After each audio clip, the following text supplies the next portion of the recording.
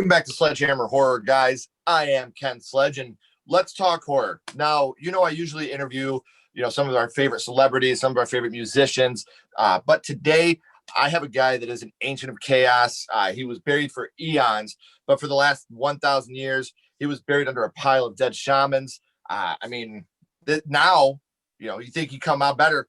Now he's a cannibal.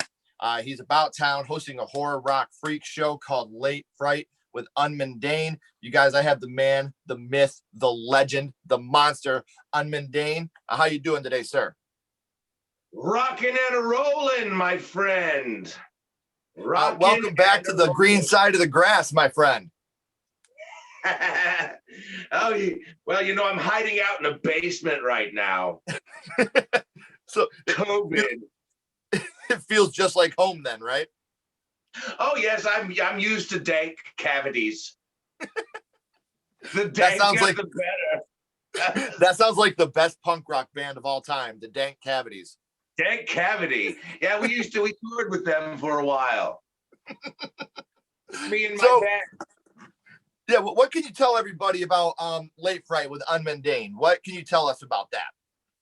In brief, it is a cavalcade of the strange and the bizarre, a smorgasbord of guts, boobs, rock and roll, and blood.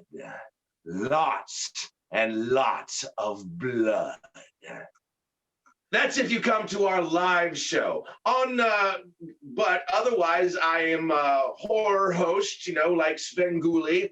I think I said to you that I was kind of weaned on the teat of Svengoolie and Barnabas Collins.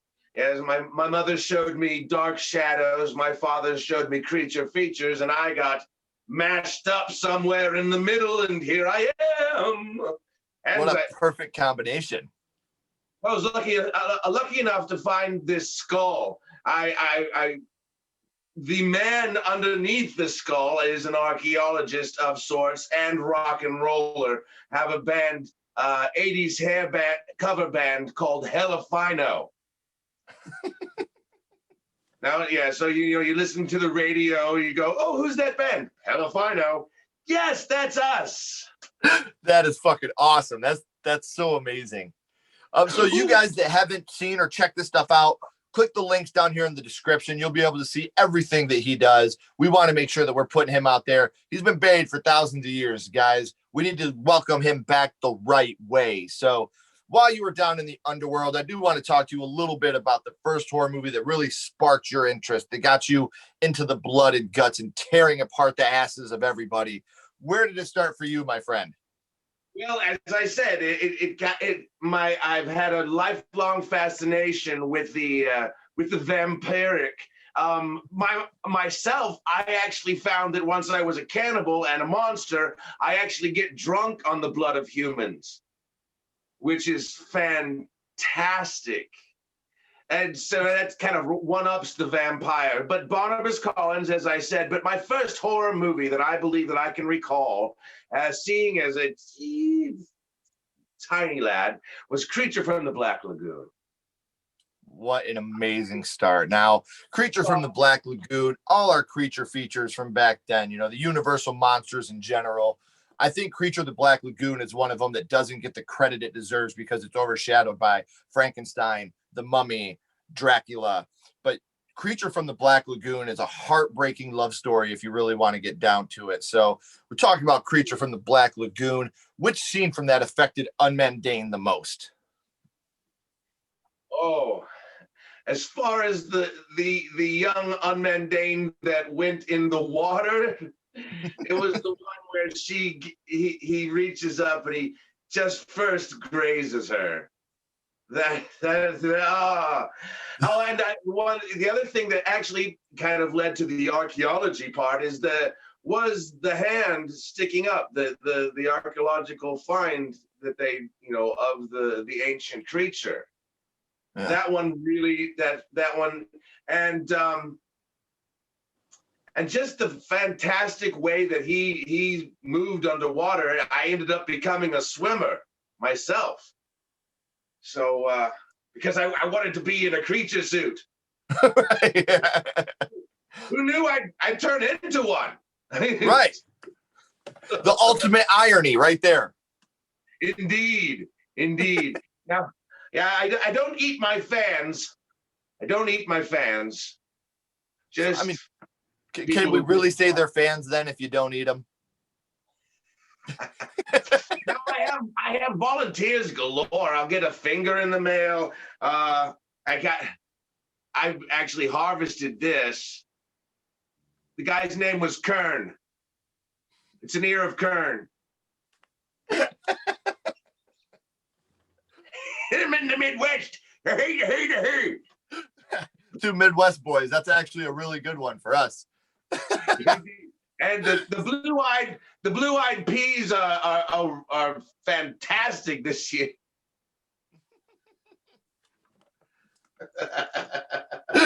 That's fantastic. I love Have you it. carved your pumpkin yet? I have. They are outside right now. Good. If you tune into my show, which we are now doing a live show on my show every Friday night. We're having a monster party. Listen? I lost the creature from the Black Lagoon's number. You wouldn't happen to have it, would you? I will. I'll DM it to you right when we're done. Oh, fantastic! Because I want him to be part of our Monster Mash. We're going to try and get a great big Zoom call Monster Mash for my show this week. Tune in on Friday at 8:30 Pacific time. It's like rock and roll. It's like 11:30 your time. It's still going to work out though, man. I'm so excited to see what you have coming up because it's very exciting for me to watch people that I've had on the show. And just as a horror fan in general, it's a whole lot of fun to see you guys. And, you take it to the next level, Unman. You really, really have a passion for what you do, which makes me want to push myself harder to be better. So it's such an honor to have you here and talking about this stuff with you. So when we're done, I need you to text me the links to all this so I can put them down in the description for everybody and start promoting it on social media today. So as soon as we're done, I would love to do that for you. I want to go back to Black Lagoon real quick. When someone starts talking about Creature, what is the first thing that pops in your head about that film? Just his face and his gills working. As he's just for the time that still holds up today, man. It does. It's so good. You go, how the hell did they do that? That was fantastic. Now that guy, I wish I actually knew his name. He was an Olympic swimmer. Mm-hmm. Yeah. So he very proficient swimmer, but that creature costume really took it to the next level. I mean, we had Frankenstein, and those were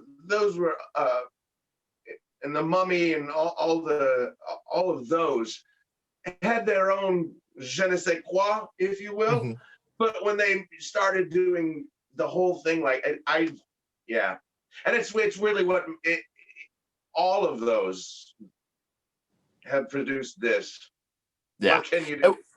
When you talk about the practical effects of the creature, I think that when you talk about the Universal monsters, the practical effects of the creature from the Black Lagoon and then the practical effects for the Invisible Man were so good. They did use a little bit of technology when it came to the Invisible Man, but the work they did on that original film with that and Creature, those are still films that you can look at today and be like, wow, this is great cinema for the time. Well, and I am being an aficionado of special effects and practical. I love practical effects.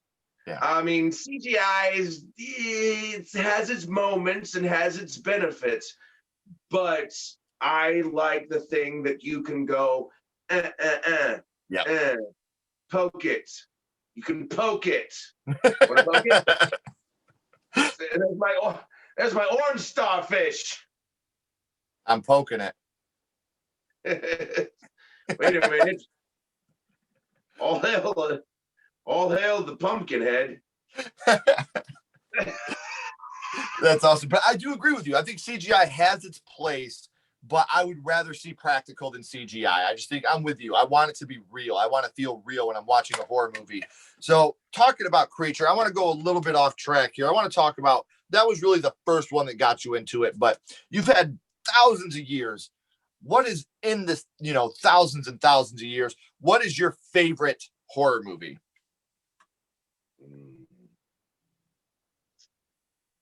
Ooh. I don't really like to think of myself as having a favorite. The genre itself is kind of just my favorite. As far as fun goes, any of the Freddy Kruegers, just lots of fun. I do appreciate good slapstick gore. So from that standpoint, I'll go with Evil Dead, and that whole series. Those are just some of my absolute favorite. But I think what we try to emulate, and as I said, if you come to our live show, you will get bled on. Yeah.